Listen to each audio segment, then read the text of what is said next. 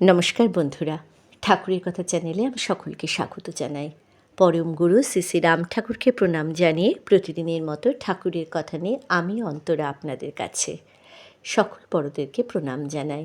সকল বন্ধুরা ভালো থাকবেন, সুস্থ থাকবেন এই কামনা করি।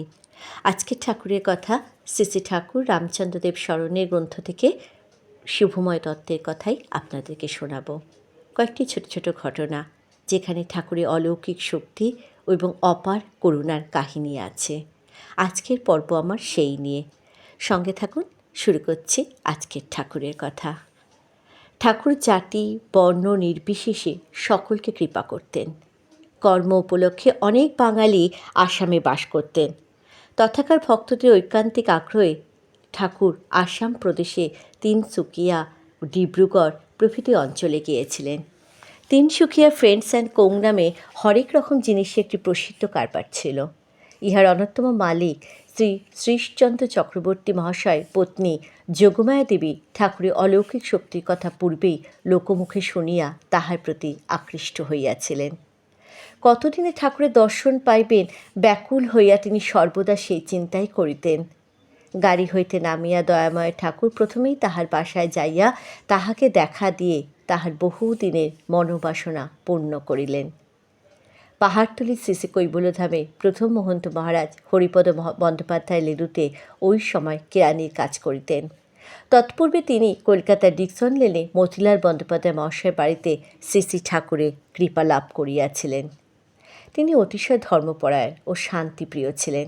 প্রথম সাক্ষাতে তিনি শ্রী শ্রী ঠাকুরকে মহাপুরুষ বলিয়া চিনিতে পারিলেন।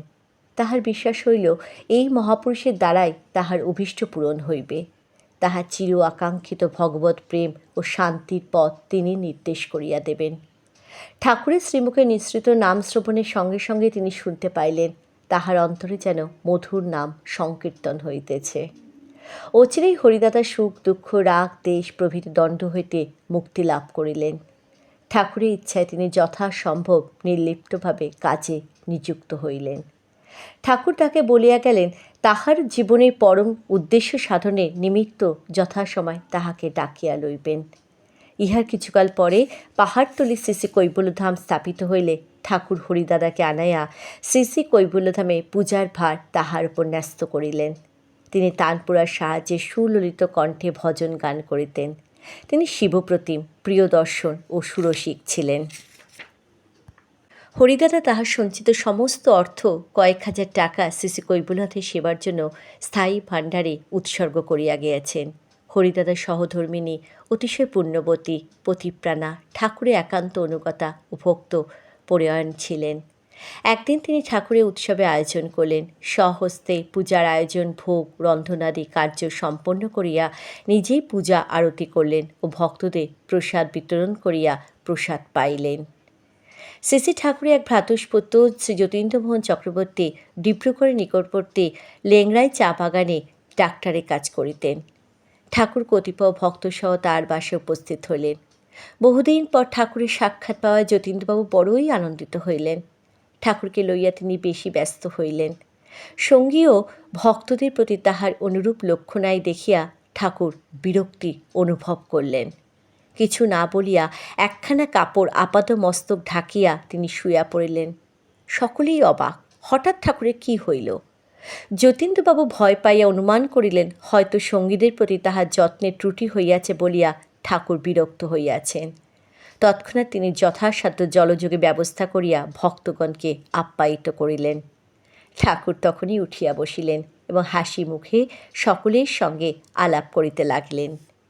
ল্যাংড়াই চা বাগানে খানিকটা দূরে বড়ডুবি চা বাগান ছিল। এই চা বাগানে অন্যতম কর্মচারী শ্রীযুক্ত প্রকাশচন্দ্র মুখোপাধ্যায়ের বাসায় একবার ঠাকুর গেলেন। অনেক ভক্তও সেখানে ছিলেন। ঠাকুরের ভ্রাতুষ্পুত্র শ্রী যোগেন্দ্রনাথ চক্রবর্তী মহাশয় তাহাদের মধ্যে একজন। হঠাৎ ঠাকুর তাহাকে ল্যাংড়াইতে যতীন্দ্রবাবুর বাসায় ফিরিয়ে যাইতে বলিলেন। কিন্তু ভক্তদের কাহারও কাহারও অনুরোধে যোগেন্দ্রবাবু আরও কিছুক্ষণ সেখানে অপেক্ষা করিতেছিলেন। ঠাকুর তখনও যোগেন্দ্রবাবুকে সেখানে দেখিয়া বলিলেন, তুমি এখনও ল্যাংড়ায় যাও নাই? সেখানে যে বড় বিপদ। যোগেন্দ্রবাবু তৎক্ষণাৎ ল্যাংড়ায় রওনা হলেন। বাসায় প্রবেশ করে দেখলেন গৃহশিক্ষক হরেন্দ্র কুমার সোম হঠাৎ ব্ল্যাক ওয়াটার ফিভারে আক্রান্ত হইয়া মৃত পায়। তিনি অমনি তাহার সেবায় প্রবৃত্ত হইলেন। লোক অভাবে যতীন্দ্রবাবু বাস্তবিক অতিশয় বিপদগ্রস্ত হইয়াছিলেন। যোগেন্দ্রবাবু তখন বুঝতে পারলেন ঠাকুর কেন তাহাকে শীঘ্রই ল্যাংড়ায় যাইতে বলিয়াছিলেন। তৎকালে ওই অঞ্চলে বাবা সুন্দরনাথ নামে এক সন্ন্যাসী ছিলেন। অনেকেই তাহাকে একজন অসাধারণ শক্তি সম্পন্ন মহাপুরুষ বলিয়া মনে করিত।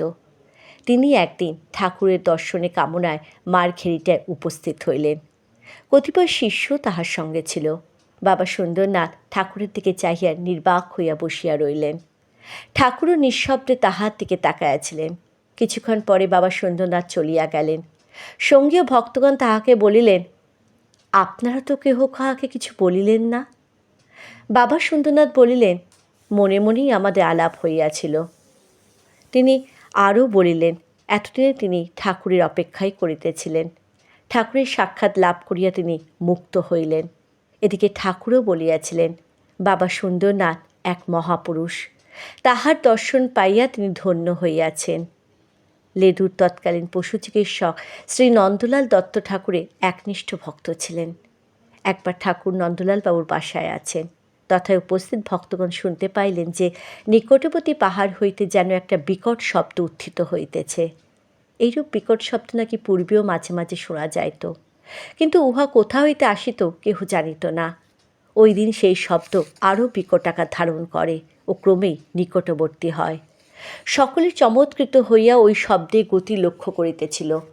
এমন সময় ঠাকুর বলিলেন, নিকটবর্তী পাহাড়ে এক ভক্ত আছে, এখনই সে এখানে আসিবে, তাহাকে যেন আসিতে দেওয়া হয়। কিছুক্ষণ পর দেখা গেল বাস্তবিকে বিরাট আকারে এক পুরুষ ওই রূপ শব্দও করতে করতে আসিতেছে। যেমন বিকট তাহার শব্দ, তেমনই বিকট তাহার আকৃতি ও সাজসজ্জা। ক্রমে সে রেলের রাস্তার পাশে আসিয়া দাঁড়াইল। তাহার দেহ অতি দীর্ঘ, গায়ের রং কালো, চক্ষু রক্তবর্ণ, কানে হাড়, গলায় হাড়ের মালা ও পরিধানে নেংটি। সেই বিকট পুরুষ বলিল তাহার নাম চৈতন। সে রামের সঙ্গে দেখা করিতে আসিয়াছে। রাম ডাকিলেই তাহার কাছে যাইবে। উপস্থিত এক ব্যক্তি বলিলেন, ঠাকুর তাহাকে ডাকিয়াছেন। ইহা শুনিয়া চৈতন ঠাকুরের কাছে যাইয়া তাহার পদস্পর্শ করিয়া বলিল, আজ হইতে চৈতন মুক্ত। আর দ্বিরুক্তি না করিয়া সে চলিয়া গেল। তদুপরি আর কেউ তাহাকে দেখে নাই বা সেই বিকট শব্দও শোনে নাই। ঠাকুর বলিয়াছিলেন, চৈতন সাধক মহাপুরুষ, আজ তাহার মুক্তি হইল। ডিঙ্গামানি গ্রামের প্যারামোহন দে আসাম পাথুলিলাম চা বাগানে ডাক্তার ছিলেন। তাহার একান্ত অনুরোধে ঠাকুর একবার তাহার বাসায় গিয়েছিলেন। ডাক্তারবাবু বলিয়াছিলেন যে তিনি তার জ্যেষ্ঠ কন্যা বিবাহ দিতে প্রস্তুত হইলে ঠাকুর ওই কার্য হইতে নিরস্ত করিলেন এবং বলিলেন এ কন্যা বিবাহ হইলে তিনি সুখী হবেনই না, বরং তাহার কন্যা জীবনহানি হইতে পারে।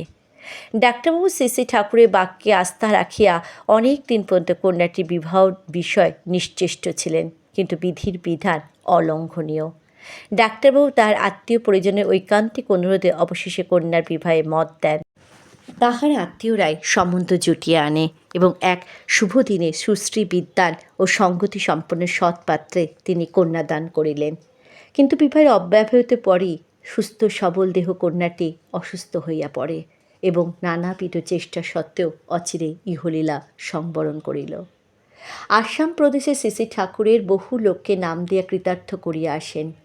তাহার মধুর আলাপে অমায়িক ব্যবহারে সকলেই এইরূপ মুগ্ধ পরিতুষ্ট হইত যে তাহারা মনে করত ঠাকুর যেন তাহাদের একান্ত আপনজন, একধারে জন্ম জন্মান্তরে পিতা মাতা বন্ধু, শুধু তাহাদের ধর্মজগতের গুরু নহেন।